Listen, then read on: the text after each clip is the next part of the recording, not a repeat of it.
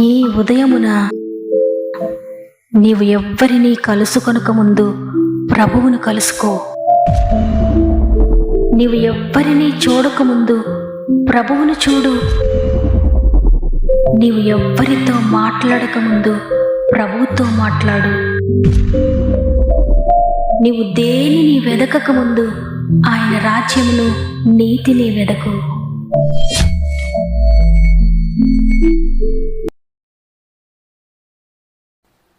Praise the lord. ఈ ఉదయకాలమున God first అనే ఆధ్యాత్మిక కార్యక్రమానికి మిమ్మల్ందరినీ హృదయపూర్వకంగా ఆహ్వానిస్తూ ప్రభు యేసుక్రీస్తు నామములో మీ అందరికీ నా యొక్క శుభములు తెలియజేస్తున్నాను. ఎలా ఉన్నారు దేవుని బిడ్డలారా? దేవుని కృపలో బాగున్నారు కదా? దేవుడి వాగ్దానం ద్వారా మీ అందరి గృహాల్లోనికి ఆయన అడుగు పెడుతున్నారు.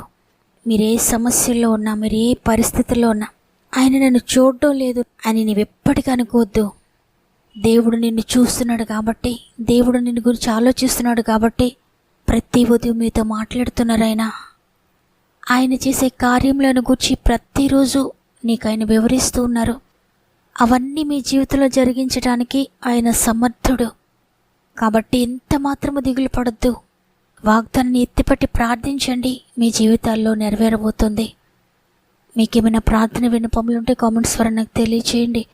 మీ అందరి వరకు ప్రార్థించి మీకు ప్రేయర్ సపోర్ట్ చేయడానికి నేను ఇష్టపడుతున్నాను. మీరు నాకు తెలియజేస్తున్న ప్రతి ప్రేయర్ రిక్వెస్ట్ని గురించి ప్రార్థిస్తున్నాం. విశ్వసించండి. విశ్వాసాన్ని మాటలతో కాదు కానీ మీ క్రియల ద్వారా ప్రభువుకు చూపించండి.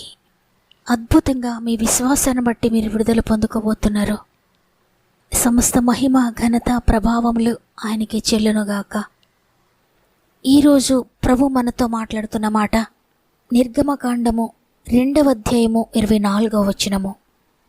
కాగా దేవుడు వారి మూల్గులను విని అబ్రహాము, ఇస్సాకు, యాకోబులతో తాను చేసిన నిబంధనను జ్ఞాపకం చేసుకొనెను. ఆమేన్. నా మాట ఎవరు వినడం లేదు, నా బాధను ఎవరు అర్థం చేసుకోవడం లేదు, నా కన్నిటికి విలువ లేదు అని ఈరోజు బాధపడుతున్న నీతో ప్రభు చెప్తున్నారు. నీ మూల్గులను కూడా నేను వింటున్నాను, భయపడొద్దు అని. చూడండి, ఆనాడు ఇశ్రాయేలీలు ఐగుప్తీయులకు బానిసలుగా ఉన్నప్పుడు వారి చేత వారు వెట్టి చాకరీ చేయించుకుంటూ ఎంతో బాధిస్తూ ఎంతో శ్రమ పెడుతూ ఉన్నటువంటి పరిస్థితుల్లో వారు మూలుగుతున్నారు, అయ్యా మమ్మల్ని విడిపించండి అని. వారి ప్రార్థన దేవుడు విన్నాడు. వారి మూలుగులను సహితం ఆయన లక్ష్య పెట్టాడు. వారి మూలుగులను విని తన నిబంధనను జ్ఞాపకం చేసుకున్నాడు. అబ్రహాముతో ఆయన చేసిన నిబంధనను, ఇస్సాకుతో ఆయన చేసిన నిబంధనను, యాకోబుతో ఆయన చేసిన నిబంధనను జ్ఞాపకం చేసుకొని కొంచెం క్రిందకి చదివితే దేవుడు ఇశ్రాయేలీలను చూచెను, దేవుడు వారి యందు లక్ష్యం ఉంచెను. సృష్టికర్తైన దేవుడు పనికిరాని మనుష్య మాత్రులపై లక్ష్యం ఉంచుతున్నాడు. లక్ష్యం ఉంచడమే కాకుండా వారిని చూడడమే కాకుండా వారి మూలుగులను వింటున్నాడు. ఎందుకొరకు వారు మూలుగుతున్నారో, ఎందుకొరకు వారు బాధపడుతున్నారో, దేన్ని గురించి కన్నీరు కారుస్తున్నారో ఆయన చూస్తున్నాడు. ప్రియ దేవుని బిడ్డ, ఈ ఉదయాన్ని నీవు నన్నెవ్వరూ చూడడం లేదనుకోవద్దు. ఇక ఏడవడానికి కూడా నాకు శక్తి లేదు, మరి మూలుగుతున్నాను, నా దుఃఖాన్నే పట్టించుకోలేదు, నా మూలుగుని ఎవరు పట్టించుకుంటారని ఎంత మాత్రం బాధపడద్దు. నీ మూలుగులను కూడా లక్ష్య పెట్టి విని జవాబిచ్చే దేవుడే ఈరోజు నీతో మాట్లాడుతున్నారు. దావీదు భక్తుడు అంటున్నాడు, కీర్తనలు 6వ అధ్యాయము 6వ వచనం నుండి మనం చదివితే, నేను మూలుగుచు అలసి ఉన్నాను, ప్రతి రాత్రియు కన్నీరు విడుచుచు నా పరుపు తేలజేయుచున్నాను. నా కన్నీళ్ల చేత నా పడక కొట్టుకొని పోవచ్చున్నది, విచారము చేత నా కన్నులు గుంటలు పడుచున్నవి. నాకు బాధ కలిగించే వారి చేత అవి చివికి ఉన్నవి. యెహోవా నా రోదన ధ్వని వినియున్నాడు. దావీదు జీవితంలో ఎన్నో ఆటుపోట్లు వచ్చాయి. తన జీవితంలో ఎదురైన శత్రు పోరాటములను బట్టి అలసిపోయాడు.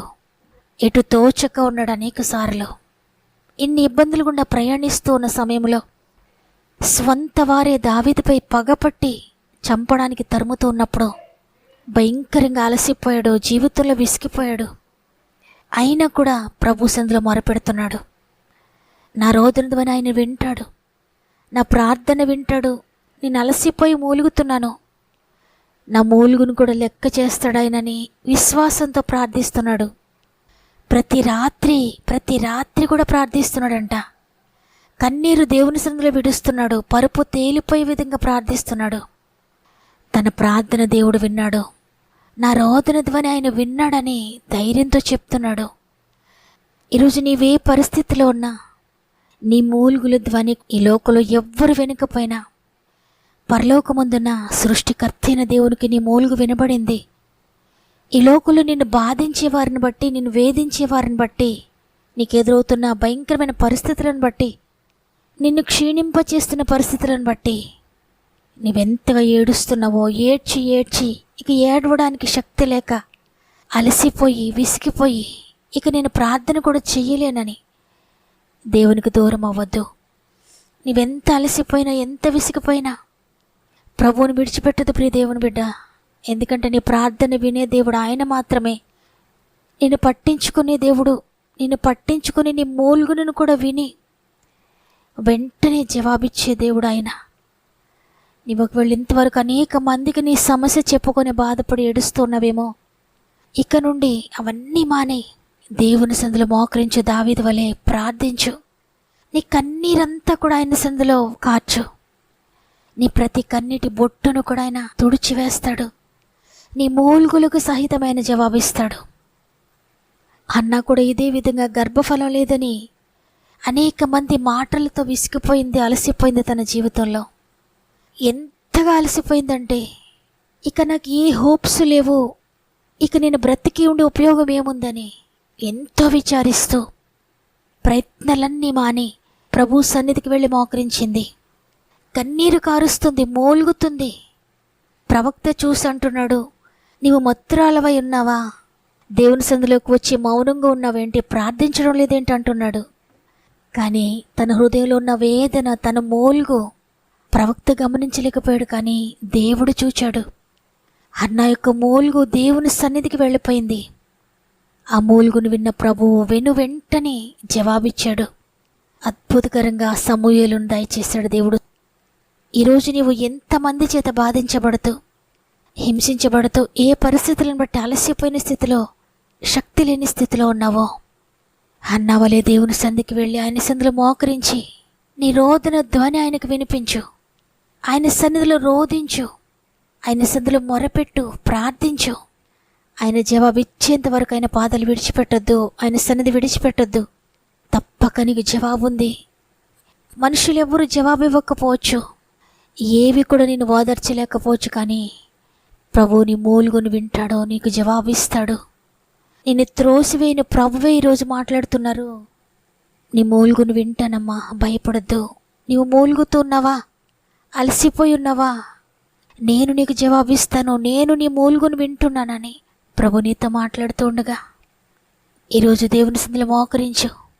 ప్రార్థించడానికి శక్తి లేకపోతే ఆయన సందులో మోకరించి నీ మూలుగును ఆయనకు వినిపించు, నీ నిట్టూర్పులు ఆయనకు చూపించు. త్వరలోనే జవాబు పొందుకోబోతున్నావు. దేవుడిచ్చిన వాగ్దానాన్ని విశ్వసిస్తూ కన్నీటితో ఆయన సందులో మొరపెడదాం. ప్రార్థన ఆలకించే దేవునికి, మూలుగులను వినే దేవునికి మన జీవితాలను సమర్పించుకొని, మన పరిస్థితులన్నిటి ఆయన చేతుల్లో పెట్టి, మన భారాలన్నీ ఆయనకు అప్పగిందాం. నిజంగా మొరపెట్టే వారికి ఈరోజే దేవుడు జవాబు ఇవ్వబోతున్నాడు. అయ్యా, ఈరోజు నేను జవాబు పొందుకోబోతున్నాను, మీరు నా మూలుగులు విని ఉన్నారయ్యా, నీకు స్తుతులు తండ్రి అని ప్రార్థన చేద్దాం. తండ్రి నీకు వందనాలు, మీరు ఇచ్చిన వాగ్దానం బట్టి వందనాలు. ఎంతమంది మూలుగుచు అలసి ఉన్నారో, వారి కన్నీళ్ళ చేత వారి పరుపు కొట్టుకొని పోనట్లుగా ఏడుస్తున్నారు. విచారముల చేత వారి కన్నులోకి వెళ్ళి క్షీణించి ఉన్నాయేమో, బాధ కలిగించే వారి చేత కుమిలి కృషించిపోతూ ఉన్నారేమో. నీ సన్నిధిలో మొరపెడుతూ ఉండగా, రోధిస్తూ ఉండగా వారి రోదన ధ్వని మీరు వింటున్నారని నమ్ముతున్నాను.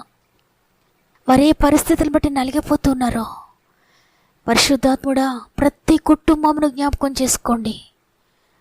మీ కుటుంబంలో ఎంతమంది సబ్స్క్రైబర్స్ ఉన్నారు, ఎంతమంది ప్రతిదినము వాక్యాన్ని వింటున్నారో, ఎంతమంది వారి జీవితానికి సమర్పించుకుంటూ వాగ్దానాన్ని విశ్వసిస్తూ ఉన్నారో, అందరి జీవితాల్లో ఇప్పుడే వారు జోక్యం చేసుకోండి నాయన. ఇప్పుడే వారి మూలుగుల ధ్వని వినండి, వారి మొరను వినండి, వారి ప్రార్థనకు జవాబు దయచేయండి. కుటుంబ రక్షణ కోసం ప్రార్థిస్తున్న వారికి అద్భుతంగా రక్షణ కార్యములు జరిగించండి. పాపముల నుండి, వ్యసనముల నుండి విడుదల ప్రకటిస్తున్న యేసు నామములో ఆర్థిక బంధకాల్లో నలిగిపోతూ మూలుగుతూ ఉన్న వారిని లేవనెత్తి విడుదల కలిగించండి అయ్యా. ధనాన్ని పోగొట్టుకున్న వారికి తిరిగి రెస్టోర్ చేస్తున్నందుకు వందనాలు. కోర్టు కేసులో నలిగిపోతూ ఇక ఎక్కువ కాలం నేను కనిపెట్టలేనని మూలుగుతూ ఉన్నారు, అలసిపోయి ఉన్నారు. యేసు నామములో ప్రతి కేసు నుండి విడుదల ప్రకటిస్తున్నాను. అనారోగ్యాలతో ఇక ఆరోగ్యం రాదేమో అని ఎంతమంది విసిగిపోయి మూలుగుతూ ఉన్నారు.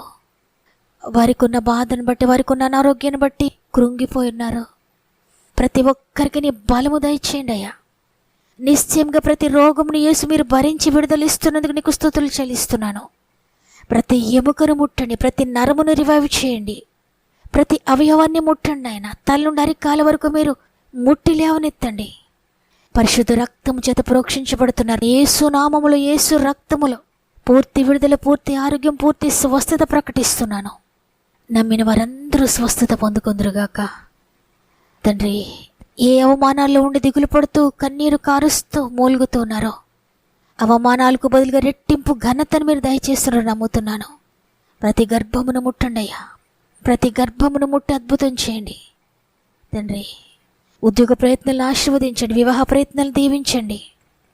ఇక ఏ ప్రయత్నాలు చేస్తున్నారు ప్రతి ప్రయత్నము కూడా సఫలపరిచి ఇది మనం ప్రారంభిస్తుండగా ఈరోజంతా మీరు తోడుగా ఉండి నడిపిస్తారని, ఈరోజు ప్రత్యేకంగా మ్యారేజ్ డేస్, బర్త్డేస్ జరుపుకుంటున్న వారందరినీ కూడా నీ బలమైన చేతులకు అప్పగిస్తున్నాను. ఇచ్చిన నూతన సంవత్సరం బట్టి నీకే స్తుతులు చెల్లిస్తూ ఈ సంవత్సరం అంతా మీరు తోడుగా ఉండి నడిపిస్తారని యేసయ్య పరిశుద్ధమైన నామంలో అడిగి వేడుకొంచున్నాను తండ్రి, ఆమెన్. దేవుని బిడ్డలారా, ఈ వాగ్దానం ద్వారా నేను బలపడ్డాను, దేవుడు నా మూలుగును వినియున్నాడు అని మీరు విశ్వసించినట్లయితే అనేక మందికి వాక్యాన్ని షేర్ చేయండి. మంచంపై శక్తి లేక మూలుగుతూ అలసి ఉన్న వారందరికీ ఈ వాక్యాన్ని దగ్గరుండి వినిపించండి. విశ్వసించినట్లయితే వారందరూ కూడా లేవనెత్తబడబోతున్నారు. వారి జీవితంలో అద్భుత కార్యములు జరగబోతున్నాయి. మీరు ఏ కన్నిటి పరిస్థితుల్లో ఉన్నా, మూలుగుతూ ఉన్న మీ మూలుగును ఆయన వినియున్నాడు. దేనిని గుర్చితే మీరు మూలుగుతున్నారో వాటన్నిటి నుండి మిమ్మల్ని విడిపించి దుఃఖానికి బ్రతిగా సంతోషాన్ని, భారభరితమైన ఆత్మకు ప్రతిక స్తుతి వస్త్రాన్ని ఆయన మీకు ఇవ్వబోతున్నాడు. ఈరోజంతా దేవుడు మిమ్మల్ని, మీ కుటుంబాలను సమృద్ధైన ఆశీర్వాదాలతో నింపి నడిపించునుగాక. దేవుని చిత్తమైతే మరి రేపు అందరం కలిసి ఆయనను స్తుతిందాం. అంతవరకు ప్రభు మీకు, మీ కుటుంబాలకు తోడేండి నడిపించునుగాక. God bless you.